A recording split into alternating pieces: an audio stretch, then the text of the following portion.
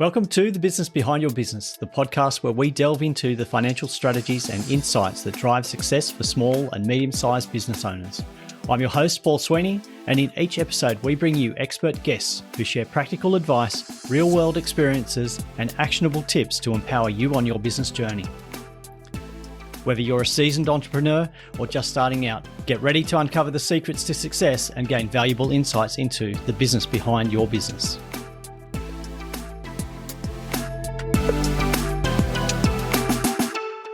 Okay, if you've been in business, you would have heard the quote that you should be working on your business and not in your business, made famous by Michael Gerber and the E-Myth, first published nearly 50 years ago, probably 48 years ago. A lot of valuable information for business owners, and it's a go-to resource, working on our business and not in it so that we can actually grow and scale our business. But one of the things I often hear when I'm talking to business owners is they feel that they can't move on from that, and there's something that's actually missing from the process. How do they actually achieve this magic goal of working on their business and not in the business? So welcome back to the Business Behind Your Business podcast. I'm your host, Paul Sweeney, and today we're going to be unpacking the answer. We're going to be talking about the answer about why is it that many business owners can't move forward and can't achieve that goal of having a business that they're working on and not in. And I think part of that goal, the answer there is from Michael Gerber's insight himself, where just reading from a book which we're going to talk about a bit more detail today, a book called Systemology, which Michael Gerber wrote the introduction to, where he talks about the need for a step-by-step process to help us actually achieve that level of implementation. Now, as always, we like to get in front of the microphone the experts that know what they're talking about and have experienced this and can share their insights. And so delighted to welcome James Brown from BizTech Guru to the microphone. James has been involved with businesses for 30 years, at the forefront really of simplifying business operations, and that's a great thing to be involved with. He'll introduce business owners like you to systemology, a framework that he's worked closely with the author of the book, Dave Jennings, founder of the System Hub and Systemology movement. James would be described as a certified systemologist, which sounds all funky and cool. We might find out what that actually means. But one of the talents that James has, and I've discovered this through a few conversations I've had with James already, that he has this ability to simplify the complex projects and the complex issues into very simple solutions. And so, James, welcome to the Business Behind Your Business. Thanks, Paul. Looking forward to having this chat today. Yeah, absolutely. Look, it's a frustration I see and hear from a lot of business owners about this. How do they move forward? Like, they all know they've got to make a change and work on, but there's something fundamental that stops a lot of business owners from actually achieving that goal of having a business where they're not working in it on a day-to-day basis. Yeah, I like to think of it about a business is all about how well you deploy resources. If you think about two different businesses with the same number of team, the same revenue, and the same situation, and how those businesses perform is really how they shift what they do with the money and what they do with the people, right? And those people that can create a structure where they can elevate the leadership to do the more important things and really divide up those responsibilities and those resources well, those are the ones that excel. And the others who maybe, and I don't want to talk about strategy or tactics, but they aren't necessarily understanding of where to prioritize spending their time, those are the ones that often struggle a bit more. Mm-hmm. So we often hear this, I guess, as a business owner working in the day-to-day, you get caught up in the urgent or the immediate issues facing you, but it's very hard to, I guess, take yourself away from those immediate concerns and then make time to focus on the important issues. Yeah, well, we were talking just before about a big issue that happened with your business that took a lot of time for you to solve, and that was obviously a big drama that had to get taken care of, and there was no one else to do it. But so often in business, particularly as the business owners, we just get pushed and pulled around by the circumstances of the day to day. That it's very hard to be able to step right back and look at, well, is this actually a me thing, or is this something that could be delegated. And the thing is, it might not be able to be delegated in the moment, but if you had a system for it, then it might have been able to have been delegated. And so one of the things about systemology, and one of the areas that I've really learnt more about working with David Jennings, is we talk about these sort of 4 stages of levels of systemization, which is survival, stationary, scalable, and saleable. And where most people spend their time in the earlier stages is they're working on optimizing the business flat out. I mean, I know I've been as guilty as that as the next person, because when you have a fire come up and you go, oh, let's fix that and let's make it better for next time, it's what we feel like we're meant to do, right? And to a degree it is, because, yeah, you can't let that fire rage. You need to solve that problem. But this idea that we forever need to be optimizing the business, particularly at the earlier stages, is not necessarily true. And this really clashed with how I've worked in my earlier years. And systemology talks about it's at those earlier stages that it's more important to extract and bottle what's working already, to be able to give that to other people. So you can take the stuff that, okay, maybe you and I are doing in our businesses and go, well, if we could just create a process for that and then handball that on to someone else who's got a bit more free time and, doesn't have the priorities that we as the leaders of the business do, then that would free my time up. And you start to create that cyclical effect of where you're taking all these high-skilled jobs, you're bottling them because you know that they're working and they're creating maybe not the best result, but just an okay result for the business. And then you start lowering them down, because one of the biggest failings I think business owners we have is that we think that because our business can be improved, it therefore must be broken, right? And that at the core of it, if we've been established for a while, we've got profit, maybe not as much as we'd like, but it's there, and we've got a team behind us. Well, that's not a broken business. It can always be improved, but it's not necessarily broken. So it's about looking at what can be bottled and then hand it on to someone else, such that you can free up the leadership to develop the business. Yeah, I think there's plenty of opportunities and I'm looking at it and I think, well, hang on, in any one day, how many tasks am I doing that don't actually need me to be involved? They can be done by somebody else, but why am I holding on to those? Is it because they're part of a high skill task set or set of tasks, and I won't pull that part out? Or is it because I've just been so accustomed to this is what I do that I don't want to let go, or I don't see the value in creating a system where I'm not needed anymore? I feel like we know that as business owners, we're tied to the business in more ways than probably more sentimental and emotional ways than we probably like to admit. And that change, I mean, people might say they like change, but at our core, we like staying safe and comfortable. And that often will mean that there are things that potentially fill our bucket, like that we really enjoy doing, that we don't necessarily want to let go of. I mean, I think about what I'm doing, today we're having a conversation, and I love having these type of conversations. And this is never something I want to delegate to someone else, right? And because I get that value out of it, I need to go, well, I'm happy to hold on to that thing because I get value out of it for myself. But I need to look at, well, what is there before and after something that I might be doing that is filling my cup that I could hand over to someone else? And so I often see a lot of opportunities for micro delegation for things that we do want to hold on to. And so let's say it's preparing for a meeting. Now, we might go, let's say it's a sales meeting with a new client or prospect or something like that. And we go, I need to do all that preparation to make sure that I can, hit it out of the park for that customer. And then there's follow-up things that I might need to do after that meeting. But quite often, if we really look at it, we could actually probably delegate quite a lot of those things beforehand in terms of getting everything ready for us on a platter, such that we can do high-level work when we do our preparation. And then all the follow-up items afterwards, we can delegate quite a lot of, and just have us being in the quality control type of zone as opposed to the busy zone. Yeah. As you were going through that process, I was just thinking of a recent experience I had with a prospective client and the sales process there. And just as you're going through that, I'm thinking, well, in that process, what could I delegate to somebody else? And And some of the things that came to mind straight away were, okay, that research about, I know this prospect, I know where they're coming from. I don't need to go and do that research about the industry they're in, the size of their business, how long they've been in business, which areas they operate in. That can be done by somebody else in my team.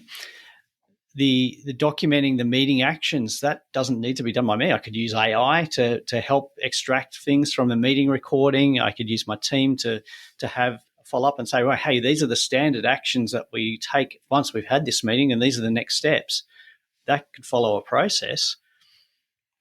There's so much that can be automated, or I guess not automated, delegated, or at least systemized. And my time then is reduced significantly in that actual set of tasks. So when we think about, like I say regularly to people about talking about getting out of the day-to-day, but what does that actually mean? And again, one of the things I really love about the simplicity of that book, Systemology, and the methodology we use as a systemologist is about how you identify what are the most important things to do in that business that should be systemized. Because if you step right back and look at a whole business, there could be thousands of things to systemize, and immediately it gets overwhelming and you don't really know where to start. And that was very much my experience. When I started systemizing my first business, I started with whatever was in front of me. And that was great because I felt like I had momentum, but I was probably spending my time in areas or systemizing areas that really just didn't create a lot of benefit. And so with systemology, we talk about something called a critical client flow. And that CCF, that is all about going, well, what are the things that mainly contribute to making money in the business? If we looked at the Pareto principle, the 80-20 rule of how your business generates income, and this is not for a money-hungry type of focus. This is about a business is there to generate income. And if you don't do the things that generate income, then you don't have a business. So if we look at about how you attract the outside world in, how does the outside world find out you exist, and how do you take inquiries, and how do you go through whatever sales process you do or don't have, just as it is right now, not what you'd like to do in the future, but just as it's working for the business today. And if you often look at that and then look down the bottom at delivery and how you actually do whatever it is that you do to create value for your customers, most businesses will find that the business owner is trapped at all the top processes. They're probably still pretty heavily involved in marketing. They're probably still even handling a few inquiries occasionally, and definitely with bits of sales and maybe onboarding and around the financial side of things. They haven't given up the keys to the kingdom just yet. And potentially one of the only things that they're not too involved with is delivery. And so when you look at that, we love having it just on a nice single sheet of paper. You can see how your business creates income.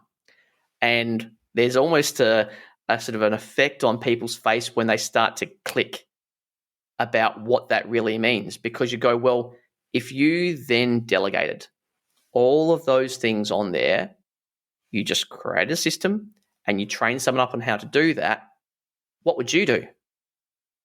And they go, sometimes they don't necessarily compute, because it's like, well, that's what I've been doing for the last 15 years.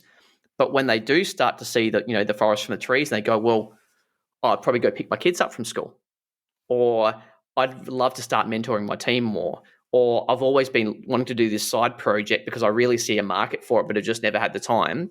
And they start to see these other opportunities that they're potentially being a bit blind to because they haven't been able to see that opportunity in front of them. Mm-hmm. It's interesting. I was reading through the book, and very early on, David raises the idea that, or asks you the question, what opportunities are you missing because you don't have the systems in place? And so often I see owners that they get an opportunity, but they're not able to act on it because they're not ready. In terms of being ready, I think it's about just knowing where to go first. And as I said, with getting that critical client flow, understanding that is one thing, but the day-to-day, the reality of running a business is that we're going to be pushed and pulled around by the business.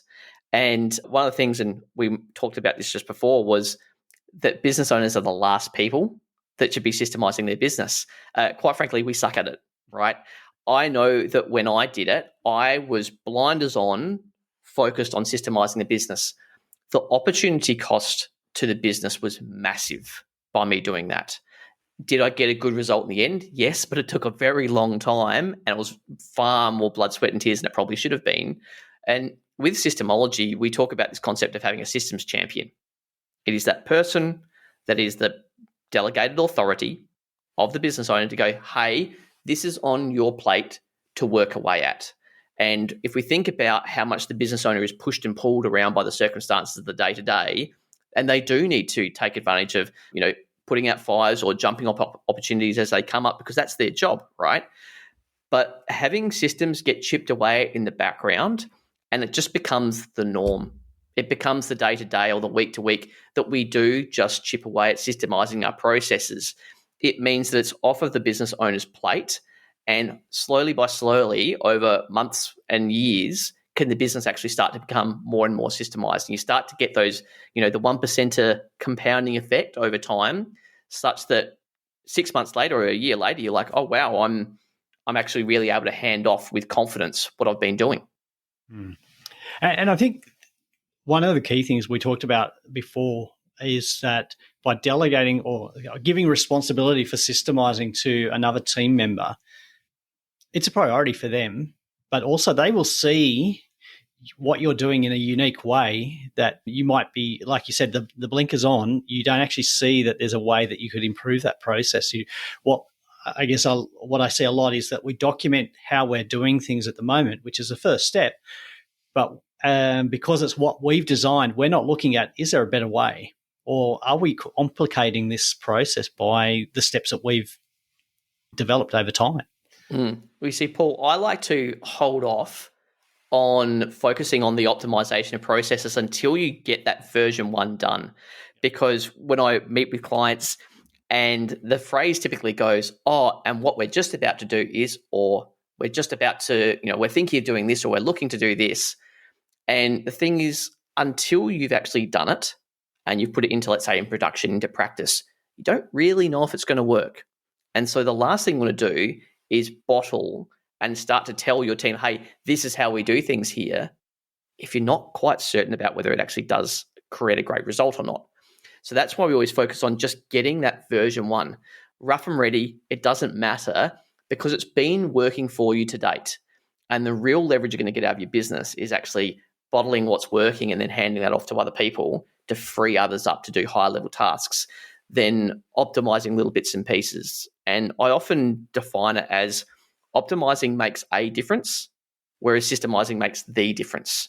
It can really start to set your business apart from others because you're creating a lot more leverage about how you do your day-to-day. Yeah. I think that goes back to what you were saying before about, the systemizing being important, because the system will often show that the owner doesn't need to be the person doing the work. It can be delegated to another team member. So you've got a system that is working. It's not broken, but the wrong person is involved in the delivery of that process. Would that be correct? Yeah, absolutely. So it's like using a sledgehammer to kill a fly. Why would you do that when there's something that's a bit more fit for purpose and appropriate for that particular role? I often cringe a little bit when I see clients that I start working with that have got their mobile phone number on their website, their personal mobile phone number on the website, because they're not having a gatekeeper. They're not having a barrier to the outside world being able to impact how their day runs. And understand when you're small, that can just be the way things need to be, right? It's par for the course. However, once you do start to scale up, if you are, it's called a bottleneck for a reason. If you are at the top of that bottle, you stop things flowing through because you're just limited in time. But the point you were bringing up earlier about having a systems champion, I love having systems champions that have completely fresh eyes. Most people think if I'm going to try and find someone within my business to start systemizing it for me, then they need to know a lot about my business. And that's false. What you're actually looking for is just someone with an inquisitive mind, someone organized, someone who asks good questions, and they sort of like to know the why behind things. And I've seen amazing results from people who've just recently been employed in a business, and within 6 months, they've systemized a big chunk of it. And that team member, that systems champion, has become so well-versed in the business, they become immensely valuable. It is the best training ground because they get to see the full spectrum about how that part bolts onto that part, who links to that part, which delivers that part. And if you think about the context they have about the business, within just 6 months or a year, I've seen systems champions rise to the level of being operational managers within a business really, really quickly. Yeah, that fresh perspective is I think really important, because it avoids those deadly words of "that's the way we've always done it here." But I'm guessing you need to give that systems champion the power and the authority to make changes or suggest changes. It's funny you mentioned authority, because there's, for me, 3 things that you really need to provide to the systems champion, other than the obvious things like training, which is you need to give them the time. If you don't give them the time, if you don't carve out extra hours in their week to do it, don't expect them to just squeeze it in, because if it's important to you to get out of the day-to-day and to start having your business operate at, let's say, a more sophisticated level, then you really need to carve that time out for the systems champion. So time is one of them. The next one is authority, like you mentioned, because the team, the broader team, need to appreciate that systems champion there is there to do a job. They are there as I said, like your delegated authority to go and talk with people to get out of their head how they're doing, what is their special sauce that they do that creates such a great result for the business, and to bottle that such that we can make it available to other team members. So time, authority, but the last one's actually empowerment. Because if you don't set the systems champion up for success and help them appreciate how important it is to you as the business owner, and therefore to the business in terms of its future prospects, that if they get this right, what's possible in the future, when you do that well, it really accelerates and creates such a higher quality result, because they're so well primed about what's involved in the role that it's chalk and cheese in the outcomes between someone who doesn't have the time, authority, and empowerment to someone who does. Yeah, some great words there, great wisdom. So if we look at just summarizing the whole process, you mentioned 4 different stages. Do you mind recapping what those four stages are for us? Absolutely. So when I think about the journey of having a systemized business and where people might be at, because realistically, until I stumbled across systemology back in the day, I didn't ever have a lens to look through how systemized my business was. And so when we're looking at how systemized a business might be, there's these 4 stages of survival, stationary, scalable, and saleable. But there's particular challenges that you experience at each point. So when we talk about survival, generally a business is in survival through fear or choice. They're fearful about when I start to delegate and people are starting to potentially make mistakes on my dime and I'm going to be responsible. That can be like it's a bit of a bridge to jump, okay? And that's often where people go, no, I just want to keep the business the size it is. And they may not be consciously thinking about it, but that subconscious barrier can be real. But the other one is potentially the ignorance that this is how it has to be. I have to open up and close the business. I'm the ones that has to transact money because of these reasons. So that fear or ignorance will generally keep people in that survival stage. And so until the business owner recognizes that they're the bottleneck, they are never going to move beyond that stage. But honestly, the stationary stage is where I see 100% of people I talk to in business. They're either got 1 foot in survival and then 1 foot in stationary, or 1 foot in the stationary and 1 foot in scalable. But typically, that's the point. And this is what I really love about systemology, is that until you start extracting stuff out of people's heads, you'll forever be in stationary, because you're not starting to really take advantage of the knowledge about how you should do business and then deploy it to other team members. You have massive key person dependency. And in survival, people just make it up as they go. But when you get into stationary, you're starting to get your formula for how your business should run. But it's all trapped in people's heads. And until you get it out of their head and make it available to people, you're going to stay there. But the scalable stage, however, that's when you start to get some momentum towards systemizing. That's when pockets of the business starts to get systemized, but not necessarily through a prescribed defined manner, but it's usually people who are often admin focused that they create their own checklists in different areas of the business sort of bubble up, and that part of the finance is done, and that part of HR is done, and that part of delivery is done. But it's not across the breadth of the business. And so it's really about starting to organize and look for the gaps. That's when you can start to move out of that stage. But the final stage of Saleable is where you don't need to sell a business.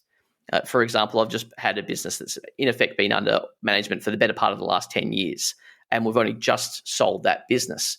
Now, it's been at that saleable stage for much of that time. It didn't mean we were going to sell it straight away. So having a saleable business is when you start to get that true freedom of choice.